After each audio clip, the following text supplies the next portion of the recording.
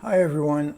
Today I wanted to talk about a 1939 film, and this is Young Mr. Lincoln. It is directed by John Ford. It stars Henry Fonda as Lincoln. It is released by the Criterion collection in 2018. It is a film, one of the Criterions that I picked up in the recent July 2021 half-price Criterion sale. And normally I don't really care much for trying to talk about great movies and by great directors, because they've been studied and written about and for so many years that there isn't anything I could possibly bring or discuss that's any different or any addition to the scholarly works that are out there. But Young Mr. Lincoln does have a kind of really personal connection with me, because in my school years, February 12th was Lincoln's birthday, February 22nd, Washington's birthday. And we celebrated both of those. This is before President's Day, I think came in around 70, 71, which became sort of a generic day, and it's just a day for sales. But we really realized Lincoln and Washington, and maybe hopefully they still do that in schools today. And Washington was sort of like a distant figure and hard to relate to, but Lincoln seemed like a modern man. He was somebody that as a kid you could relate to, and of course he was so revered for the Emancipation Proclamation and for his speeches, his fantastic speeches. Read the second inaugural address, one of the greatest works of literature ever written and spoken, as well as the Gettysburg Address, of course. But every February 12th, I lived right outside New York City, and the local television station would play Young Mr. Lincoln in the days preceding February 12th, and it was a movie that I always look forward to every year. I don't believe they showed that film any other time of the year. You had to wait till Lincoln's birthday to see the film. There was another film, Abraham Lincoln of Illinois, something like that, with Raymond Massey, which covered a later period in Lincoln's life. That was always played as well. But the Lincoln that covered the years right before he leaves Springfield to assume the presidency.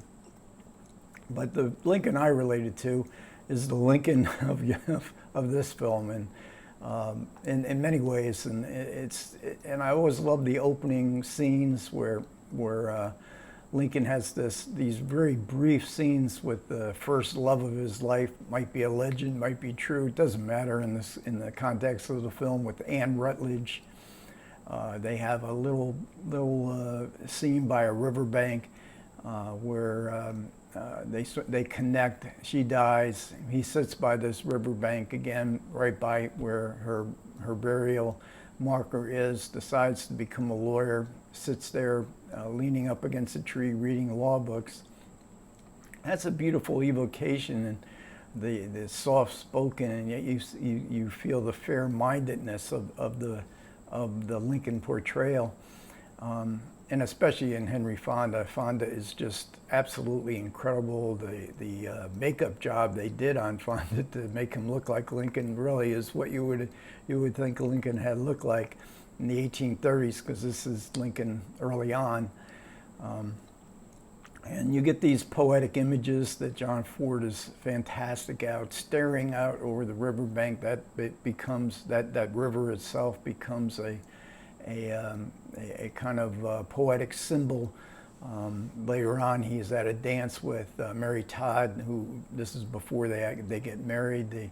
They have an attraction, but he can't forget the memory of Anne Rutledge looking over the river. But it's almost like he's looking into both the past and the future. And the movie, and that's, I think, that's the aspect of the movie that really works so well. I'm not sure I could ever see another movie that has the same feeling, where you have the feeling of the moment of Lincoln in the 1830s, where you're always thinking about Lincoln of the Civil War. and of the Emancipation Proclamation, and the deep divide that would come. You get that feeling almost all through the movies, and there's little hints along the way to make you feel that way. And as always in Ford, we get a dance. Lincoln can't dance; he tries. It's very funny. Henry Fonda is always funny in dancing. If you've ever seen My Darling Clementine, where he's playing Wyatt Earp, and the dance scene in that film is spectacular. Probably the best dance scene in all of John Ford. Ford celebrating community, celebrating the rituals, the dance, but also the Independence Day celebration. I love that sequence where we see Lincoln in a pie judging contest, a tug of war where he cheats in order to win. And also there's also a couple really good supporting performances here. Ford was always interested in mothers and sons, the relationship. Sometimes it was very sentimentalized. Here it's really maybe his best portrayal of a mother, played by Alice Brady. And Alice Brady was sick at the time of the filming, and she died shortly thereafter. But she gives just a heartfelt, absolutely beautiful, heart-rending kind of performance of a mother who has to make a sort of Sophie's choice: which child should I save? And this is all part of a trial. In the last 20 minutes or so of the film is a courthouse trial sequence.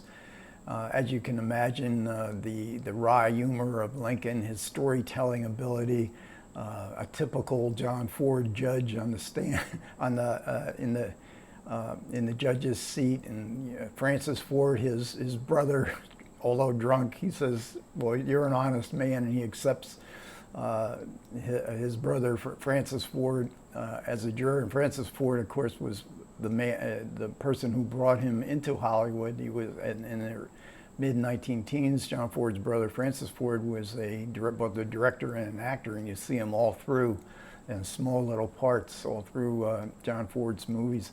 And the prosecutor is played by Donald Meek, who I mentioned in some other videos on movies set in the 1930s, and he's really good as the prosecutor. I mean, he's just he's short and meek, but he's got this ferocity that he uses on Alice Brady when she's on the witness stand, and Lincoln having to put him in his place. And we come to the extras, and we have an omnibus documentary. Omnibus, the title of, I guess, a television show in the UK, and this is hosted and narrated by Lindsay Anderson, who was a film director of movies later on, If and Britannia Hospital and many others, and a big John Ford fan, a critic who wrote for a magazine. I'm thinking the name of the movie was Movie, or maybe it was Cinema, but they champion Ford in this era, this poetic era of The Grapes of Wrath and The Informer, How Green Was My Valley, rather than the 50s Ford movies that the auteur critics that became popular and popularized Ford's 1950s westerns with John Wayne. And then we get, and this is just part one, so of a two-part documentary. So it brings us through young Mr. Lincoln and how Ford came to the project, and it ends at World War II. And then we get a talk show, which was from, I guess, from the BBC. It was called Parkinson. Michael Parkinson was the interviewer. And I guess that this was a famous interview show back in those days. This would have been 1975, and this is with Henry Fonda. And of course, Fonda, you can't overestimate Fonda's importance to this film, and his gangly. He just looks so much like Lincoln, acts so much like we would expect Lincoln to be. And so he also talks. He's a great storyteller, and he tells, this is a great interview with Henry Fonda, and he talks about 12 Angry Men. He talks about his experience with Sergio Leone, where he was reluctant to go, and I think it was Eli Wallach. He talked to Eli Wallach, and also who had been in The Good, the Bad, and the Ugly. He said, don't even think about it twice. Take the part. And then the first time we see Henry Fonda on the screen, and Once Upon a Time in the West, he is the baddest of the bad guys.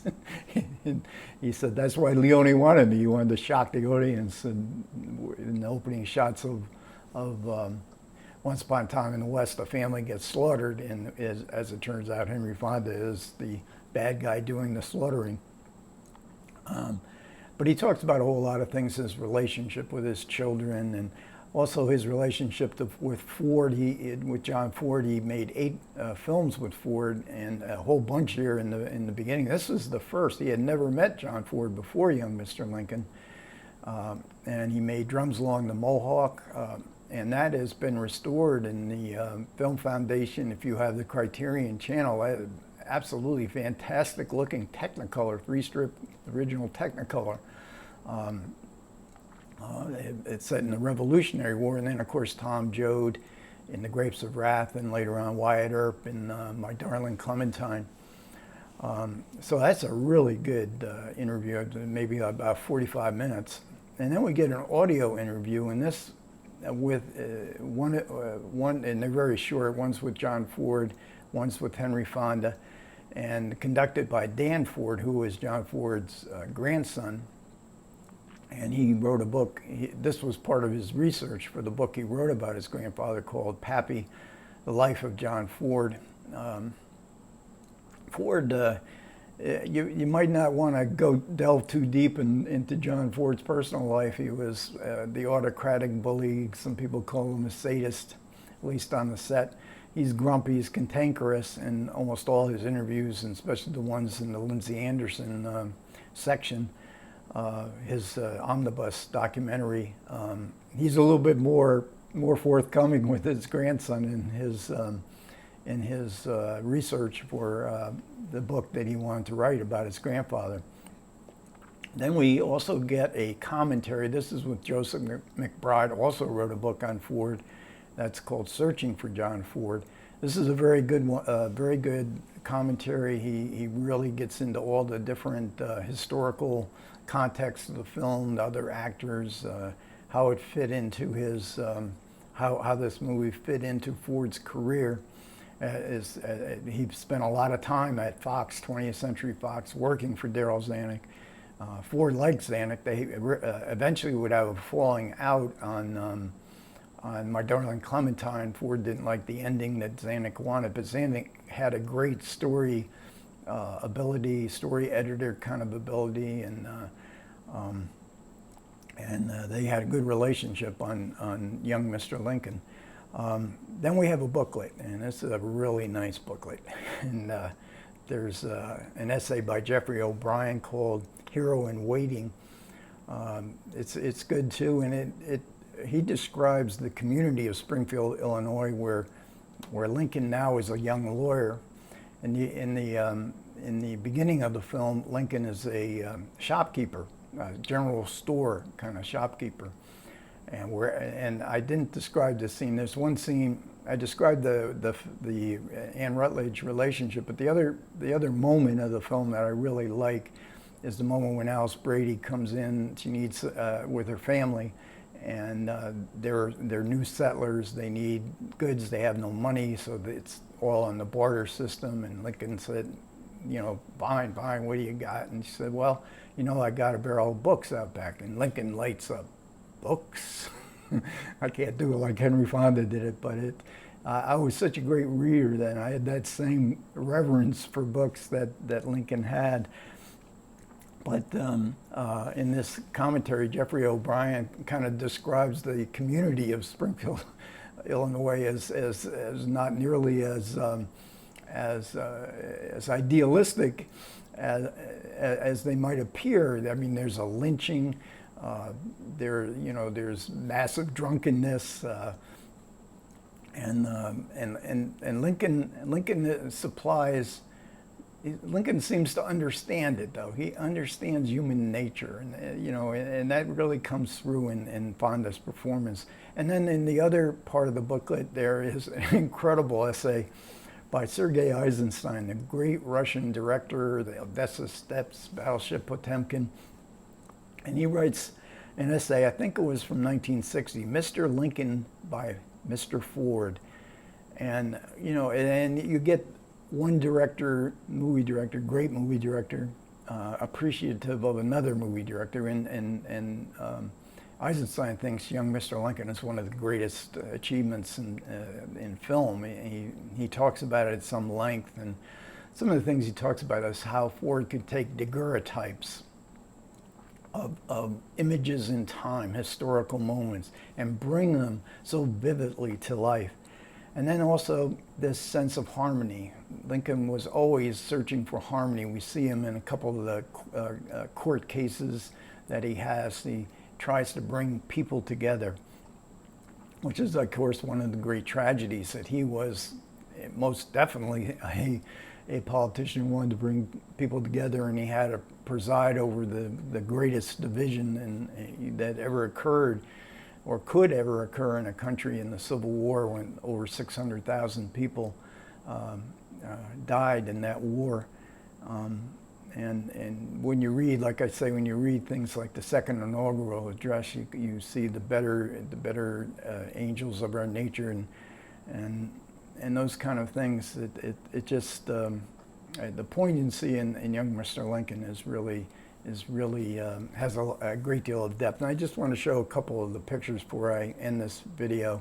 This great opening shot, and here's a shot by the riverbank. Lincoln under the trees, Henry Fonda's gangly legs. Here's Lincoln first. This is his first foray into politics. He served in the Illinois legislature and then was defeated, and then became a lawyer. And took him a while. By the time he became president, he was a fairly successful lawyer. And then we get Alice Brady. This is Alice Brady as the mother, and Fonda talking to her, trying to defend her two sons that have been accused of murder. Now we get this is just such a great shot, and try to get so you don't see the glare. And Lincoln here is compared in one of the commentaries or the essays to Don Quixote and Sancho Panza. Going through the fields of Illinois. And this is Lincoln in his courtroom defense, in the long courtroom sequence that ends the film. And then this is part of the ritual of Independence Day, when they burn all the tar barrels in the middle of town. And so overall, I found this to be, it lived up to its reputation, both critically and personally. So very satisfying purchase in the recent sale, for me at least. Okay, that'll about wrap this one up. Thanks for everybody who listened. Comments are welcome. You guys take care, and I will catch you next time.